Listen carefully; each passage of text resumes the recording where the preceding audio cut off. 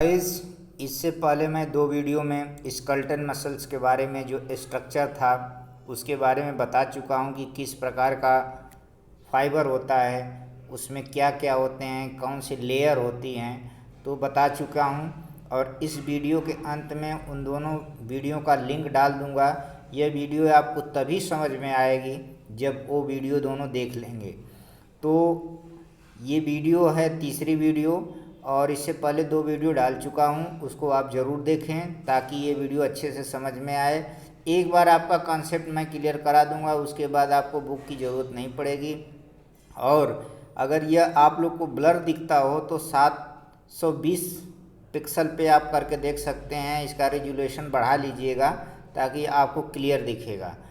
और चैनल को ज़रूर सब्सक्राइब करें ताकि मैं वीडियो ऐसे ही डालता रहूं और आपको तुरंत नोटिफिकेशन प्राप्त हो जिससे आप देख सकें। तो आइए सार्कोमियर के बारे में बताना चाहता हूं कि सार्कोमियर क्या होता है मसल्स में। सार्कोमियर क्वेश्चन पूछ देता है कि मसल्स की, स्केलेटन मसल्स की सबसे छोटी और फंक्शनल, स्ट्रक्चरल और सबसे छोटी इकाई कौन सी होती है, तो इसको बोलते हैं सार्कोमियर। सार्कोमियर के बारे में थोड़ा हम बताएंगे कि कैसी होती है। तो ये फंक्शनल देखिए यूनिट होती है मायोफाइब्रिल की। मायोफाइब्रिल के अंदर दो फिलामेंट पाए जाते हैं, उसके अंदर एक्टिन और मायोसिन पाए जाते हैं, उसके अंदर ही सार्कोमियर मिलता है। तो बता दें कि सार्कोमियर जो है ELT के क्वेश्चन में आ चुका है कि सार्कोमियर जो होता है स्ट्रक्चरल फंक्शनल यूनिट होती है स्केलेटन मसल्स की, कंकालीय पेशी की। तो याद रखिएगा सार्कोमियर एक सूक्ष्मतम इकाई है फंक्शनल। इसकी जो संख्या होती है, देखिए मायोफाइब्रिल में जो संख्या होती है अबाउट जो होती है 10,000 करीब होती है। पर मायोफाइब्रिल में लगभग 10,000 इसकी संख्या होती है। और इसकी जो साइज होती है 2 माइक्रोन लंबी होती है, 2 माइक्रोन के करीब लंबी होती है। और मायोफाइब्रिल में इसकी जो संख्या होती है पर मायोफाइब्रिल में 10,000 करीब होती है। तो और यह देखिए मायोसिन, एक्टिन और मायोसिन में इसकी साइज डिफरेंट हो सकती हैं, डिफरेंट इन साइज, यानी कि डेंसिटी, घनत्व और साइज में एक्टिन और मायोसिन फिलामेंट में डिफरेंट हो सकते हैं। क्योंकि जो एक्टिन फिलामेंट होता है वो पतला होता है, थीन होता है, और मायोसिन फिलामेंट जो होती है वो मोटा होता है। तो इसलिए इनका जो साइज चेंज हो सकती है, लेकिन एवरेज देखा गया है तो 2 माइक्रोन होती है लंबी। उसके बाद क्या है कि देखिए ए बैंड आप कल बता चुके थे कि ए बैंड क्या होता है। ए बैंड को डार्क बैंड भी बोलते हैं, डार्क बैंड। और ये मायोसिन फिलामेंट होता है, मायोसिन फिलामेंट होता है, ये मोटा होता है। इसे ए बैंड को डार्क बैंड बोलते हैं, मायोसिन बोलते हैं, ये मोटा होता है। कई क्वेश्चन मैं आपको साथ साथ बताता चलता हूँ ताकि आपको याद हो सके। एम प्रोटीन जो होती है, देखिए एम लाइन भी बोलते हैं और एम प्रोटीन बोलते हैं। Protein to which myosin attach, यानी कि वह प्रोटीन जो मायोसिन से अटैच होती है, मायोसिन से अटैच होती है, उसको एम लाइन भी बोलते हैं, एम प्रोटीन बोलते हैं। और एच जोन जो होता है, मैं आगे पिक्चर दिखाकर उसको फिर क्लियर समझाऊंगा कि कहाँ एच जोन होता है, कहाँ एम लाइन होती है, तो इसको समझाऊंगा। उसके बाद स्लाइडिंग फिलामेंट थ्योरी के बारे में बताऊंगा नेक्स्ट वीडियो में। तो आप लोग ज़रूर वीडियो को सब्सक्राइब कर लें, चैनल को सब्सक्राइब करना। चैनल का नाम है फिजिकल एजुकेशन एरा, उसको आप सब्सक्राइब कर लें ताकि आप अच्छे से देख सकें। तो एच जोन जो होता है ठीक, देखिए एच जोन जो होता है ठीक मोटा होता है लेकिन पतला नहीं होता। वो मोटा यानी कि मायोसिन के अंदर होता है लेकिन वो पतला नहीं होता। फिर आई बैंड होता है। उसके बाद आई बैंड के बाद जेड लाइन होती है, ये जेड डिस्क जिसे बोलते हैं, जेड लाइन होती है। फिर उसके बाद टीन फिलामेंट होता है, उसमें हम दिखाएंगे कि कहाँ पे जेड लाइन होती है, कहाँ आई बैंड होता है। तो आगे फिगर में मैं दिखाना चाहूँगा आप लोग को। आइए फिगर से देखते हैं कि कहाँ जेड लाइन होती है, कहाँ आई बैंड होता है, कहाँ एम लाइन होती है। देखिए ये सार्कोमियर का एक मॉडल स्ट्रक्चर है, सार्कोमियर का एक मॉडल स्ट्रक्चर, एक फिलामेंट है। तो ये आपको जो दिख रहा है, आपको जो ये दिख रहा है, ये आपका मायोसिन है। मायोसिन जो रेड कलर का है वो मायोसिन है, और जो ग्रीन कलर का है एक्टिन है। ग्रीन कलर का एक्टिन प्रोटीन है, एक्टिन फिलामेंट, और रेड कलर का मायोसिन। ये आई बैंड है और ये आई बैंड है या जेड लाइन। देखिए ये है जेड लाइन, यानी कि आई बैंड क्या हो गया, ये यानी ये एच जोन के बीच को बोलते हैं, जो एच जोन के बीच को बोलते हैं आई बैंड, और जो ये है पीला पीला कलर का उसको बोलते हैं जेड लाइन, पूरे को बोलते हैं जेड लाइन। और दोनों के बीच का जो होता है यहाँ पे एम लाइन होती है, एम लाइन। ये एक्टिन हो गई, ये मायोसिन हो गई। तो इसी तरह कुछ स्ट्रक्चर होता है जो सार्कोमियर में। और कॉन्ट्रैक्शन के बारे में आगे मैं बताऊंगा कि किस प्रकार से कॉन्ट्रैक्शन होता है। आइए आगे देखते हैं कि कॉन्ट्रैक्शन का अब थोड़ा सा मैं सार्कोप्लाज्मिक रेटिकुलम के बारे में बताते हैं कि सार्कोप्लाज्मिक रेटिकुलम कैसा होता है और कैसे कैल्शियम आयन को रिलीज करता है। देखिए सार्कोप्लाज्मिक रेटिकुलम जो होता है एक स्मूथ एंडोप्लाज्मिक रेटिकुलम के अंदर होता है। उसके बाद यह लॉन्गिट्यूडिनली होता है, इस तरह होता है, ये ऐसे होता है, एक ऐसे प्रकार के होता है। और ये मायोफाइब्रिल, जैसे मायोफाइब्रिल ये हो गई तो इसके चारों तरफ ये घिरा रहता है, सराउंडेड रहता है। इच मायोफाइब्रिल के चारों तरफ घिरा होता है, बीच में मायोफाइब्रिल हो गई, उसके बाद ये चारों तरफ से लॉन्गिट्यूडिनली होता है और घिरा रहता है। और इसमें ट्यूब्यूल्स होते हैं, ट्यूब्यूल्स का ट्यूब्यूल्स हमारे ट्रांसवर्स ट्यूब्यूल्स जो होते हैं ये गेटेड चैनल टाइप गेट के तरफ खुले होते हैं, जिसके अंदर से पास हो सकता है वो आयन, कैल्शियम आयन। तो कैल्शियम आयन जैसे पास हो सकता है, यानी कि सार्कोप्लाज्मिक रेटिकुलम के द्वारा।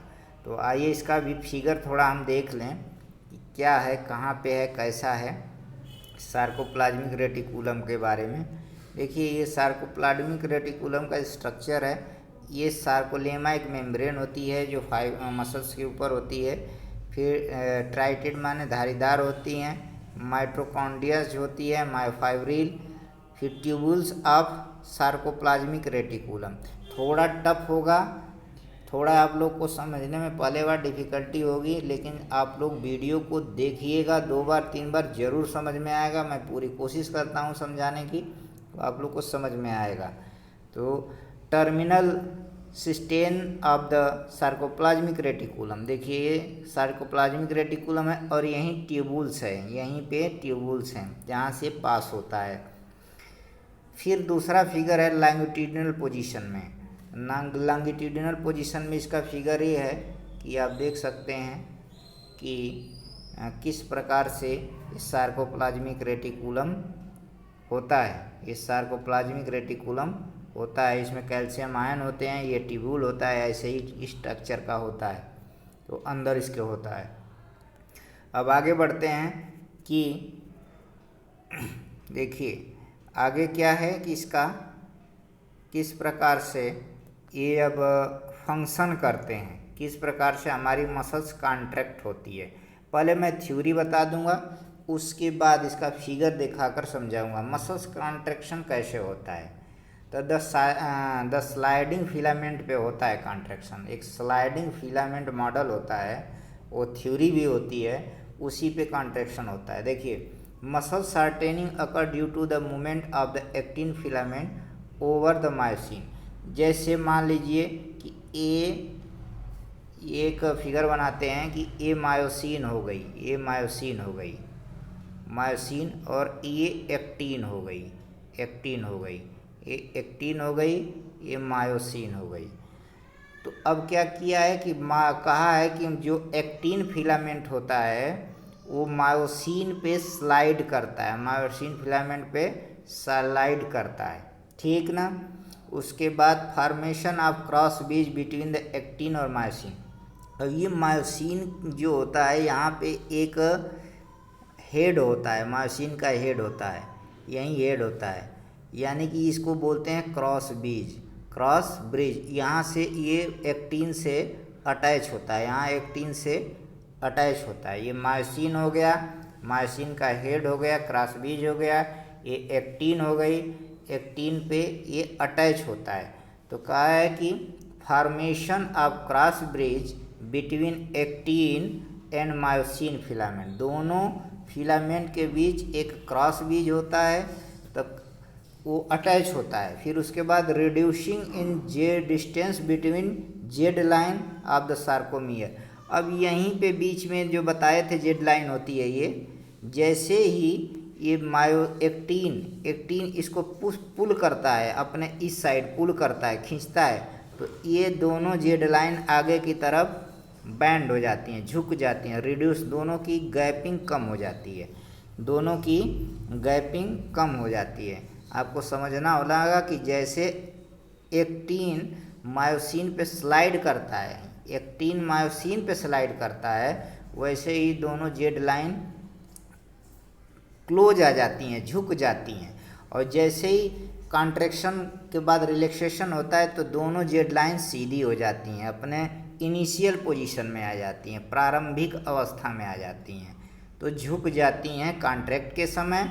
और जब ये रिचार्ज होता है तो फिर से अपनी पुनः स्थिति में आ जाती हैं, इनिशियल पोजीशन में। तो इस तरह से कुछ कॉन्ट्रैक्शन होते रहते हैं, आपको मैं फिगर के माध्यम से आगे दिखा रहा हूँ। अब देखिए, एक थ्योरी बनी थी स्लाइडिंग फिलामेंट थ्योरी। क्वेश्चन आता है कि स्लाइडिंग फिलामेंट थ्योरी किसने दिया था, तो हेलेन एंड हेक्सले ने स्लाइडिंग फिलामेंट थ्योरी बनाया था कि किस प्रकार से हमारी मसल्स कॉन्ट्रैक्ट होती है, रिलैक्स होती है, क्या क्या स्टेप्स होते हैं, कितने स्टेप्स में उसके प्रोसेस होते हैं, और वे क्विक मूवमेंट में कम समय में वो स्टेप पूरे हो जाते हैं मसल्स कॉन्ट्रैक्शन का। तो देखिए, स्लाइडिंग फिलामेंट थ्योरी जो दिया था हेलेन हेक्सले ने दिया था, क्वेश्चन आता है, आप याद रखिएगा। और इसमें लगभग 5 स्टेप्स होते हैं, 5 स्टेप होते हैं। पहला होता है रेस्ट। रेस्ट के समय मतलब कि जब ये देखिए, रेस्ट के समय क्या है कि जब एक्टिन और मायोसिन दोनों, ये मायोसिन हो गई और ये एक्टिन हो गई, जब दोनों रेस्ट में रहती हैं और क्रॉस ब्रिज रहता है, तो उस समय की बात करता है, अनचार्ज होती हैं। अनचार्ज मतलब कि अनचार्ज एटीपी होती है जब वो रेस्ट के समय होता है। फिर जब एक्साइटेशन फेज, जब सार्कोप्लाज्मिक रेटिकुलम आता है, वहाँ से कैल्शियम आयन रिलीज होता है सार्कोप्लाज्मिक रेटिकुलम से, तो एक्साइटेशन फेज आता है। एक्साइटेशन के बीच क्या होता है कि दोनों मायोसिन और एक्टिन क्रॉस ब्रिज से अटैच हो जाती हैं। क्रॉस ब्रिज से जब अटैच होते हैं तो उसको बोलते हैं कपलिंग, बोलते हैं कपलिंग यानी जुड़ना, turn on, ATP turn on हो जाती है, वो कपलिंग यानी कि दोनों जुट जाती हैं। फिर जब एक्साइटेशन और कपलिंग के फेज के में जुट जाती हैं, अभी जुटी हैं, कॉन्ट्रैक्ट नहीं होती है, उसके बाद आता है कॉन्ट्रैक्शन यानी जब एक्टिन और मायोसिन मिलता है तो उसको बोलते हैं एक्टोमायोसिन। और वहीं पे यहीं क्रॉस ब्रिज पे, आगे फिगर में दिखाएंगे, यहीं क्रॉस ब्रिज पे एक एटीपेज एंजाइम होता है जो एटीपी का ब्रेक डाउन करके एडीपी, पीआई और एनर्जी में कन्वर्ट कर देता है।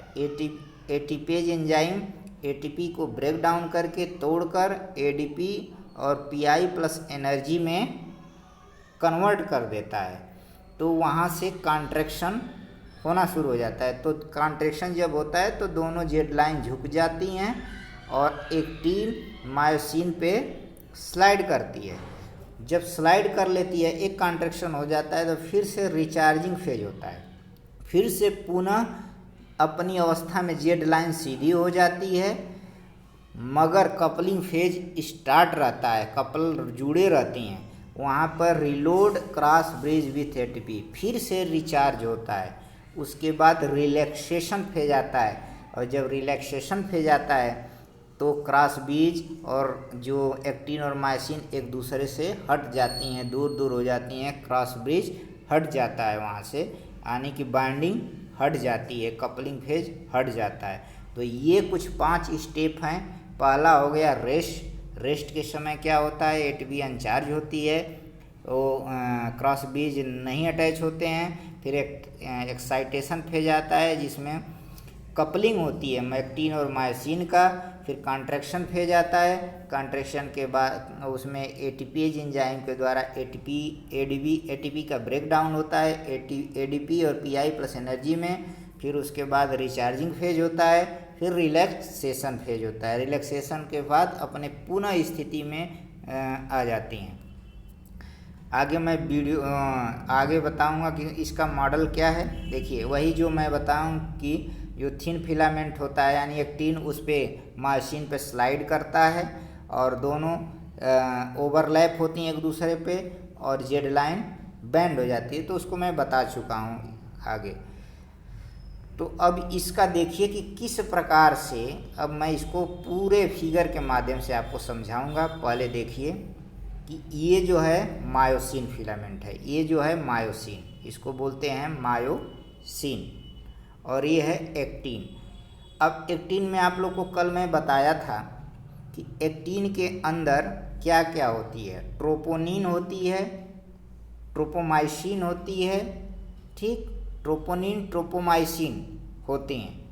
अब क्या होता है कि ये एक्टिन हो गया, ये मायोसिन हो गया, ये एक्टिन हो गया। जो बबल्स होते हैं वो एक्टिन होते हैं। ग्रीन ग्रीन जो बबल दिख रहे हैं वो एक्टिन होता है, और येलो येलो जो दिख रहा है वो ट्रोपोनिन होता है, और जो पिंक कलर का है, जैसे पिंक कलर का, वो ट्रोपोमाइसिन है।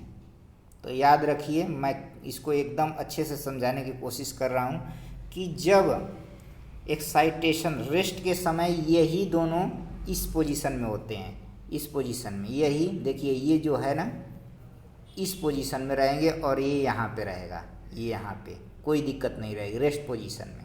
रेस्ट पोजीशन की दिया है कि जब रेस्ट पोजीशन में रहता है, एटीपी चार्ज नहीं होती हैं, उस समय की स्थिति है। बहुत अच्छा कोशिश कर रहा हूँ बताने की, आप लोग समझने की कोशिश करिएगा। उसके बाद क्या होता है कि जब सार्कोप्लाज्मिक रेटिकुलम, यानी कि जो मायोफाइब्रिल के सराउंड में सार्कोप्लाज्मिक रेटिकुलम होता है, वहाँ से कैल्शियम आयन रिलीज होता है, तो एक्साइटेशन फेज होता है या कपलिंग फेज। यानी कि यही जो बबल्स है, जो हेड है, मायोसिन हेड है, वो एक्टिन से जाके अटैच हो जाता है, एक्टिन से जाके अटैच हो जाता है। अभी तक अटैच होता है, ठीक ना, ये अटैच हो गया। उसके बाद कॉन्ट्रैक्शन फेज आता है, कॉन्ट्रैक्शन। अब यहाँ पे जो एटीपी बाइंडिंग साइड है, एटीपी बाइंडिंग साइड, वहाँ पे एटीपेज एंजाइम आता है और एटीपी का ब्रेक डाउन करके ADP and pi plus energy को कन्वर्ट कर देता है। जब इतना प्रोसेस होता है उस समय कॉन्ट्रैक्शन फेज स्टार्ट हो जाता है। तो यही जो है एक्टिन इस साइड यानी कि स्लाइड करती है, इस स्लाइड लेफ्ट साइड स्लाइड करता है। तो ये क्या होती हैं कि खींच झुक जाती हैं, ये झुक जाते हैं। तो यहाँ पे जो जेड लाइन किनारों पे होती है वो दोनों साइड से बैंड हो जाती है, दोनों साइड से बैंड हो जाती है, और यही बीच की प्रक्रिया सार्कोमियर कहलाती है। इसी बीच की प्रक्रिया को सार्कोमियर कहते हैं। तो ये जब झुक जाता है, ये झुक जाती है दोनों तरफ से, तो देखिए इस प्रक्रिया को बोलते हैं कॉन्ट्रैक्शन। फिर एक बार में एक कॉन्ट्रैक्शन हो, उसके बाद जब रिलैक्सेशन फेज, रिचार्जिंग फेज आता है, रिचार्जिंग फेज आता है, तो सेम इसी स्थिति में बनी आ जाती हैं, यानी कि पुनः से एटीपी कन्वर्ट होती है। फिर उसके बाद रेस्ट फेज आता है, तो दोनों फिर इस स्थिति में आ जाती हैं जो पुनः स्थिति थी।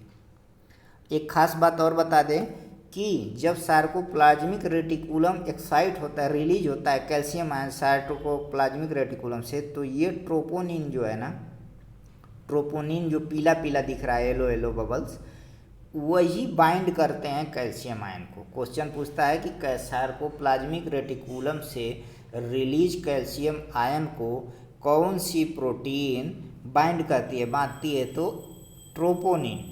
और ट्रोपोनिन प्रोटीन कहाँ पाई जाती है, एक्टिन के अंदर। ट्रोपोमायोसिन कहाँ पाई जाती है, एक्टिन के अंदर।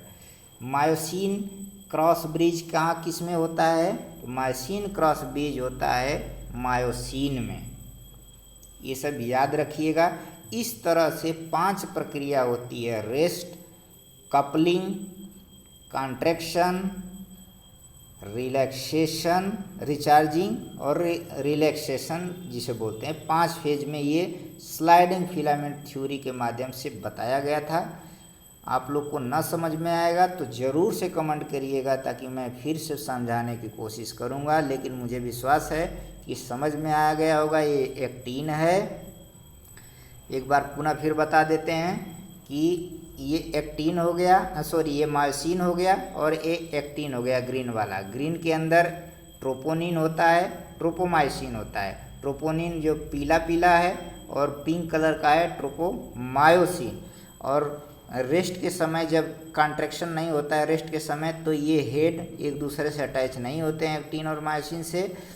जब कॉन्ट्रैक्शन फेज होता है, यानी कि सार्कोप्लाज्मिक रेटिकुलम से कैल्शियम आयन रिलीज होता है, तो उस समय ट्रोपोनिन कैल्शियम आयन से बाइंडिंग करता है और एक्साइटेशन होता है। वहाँ पे myosin cross bridge myosin head actin से बाइंड होती है। वहाँ पे जब बाइंड होती है तो वहाँ एटीपेज एंजाइम एक रिलीज होता है। एटीपेज एंजाइम एटीपी का ब्रेक डाउन करके एडीपी पीआई प्लस एनर्जी में कन्वर्ट करता है। फिर उसके बाद कॉन्ट्रैक्शन होता है। कॉन्ट्रैक्शन के बाद रिचार्जिंग फेज आता है, यानी कि पुनः अपनी इसी स्थिति में आ जाती है। कॉन्ट्रैक्शन के समय दोनों जेड लाइन झुक जाती है और दोनों की दूरी कम हो जाती है।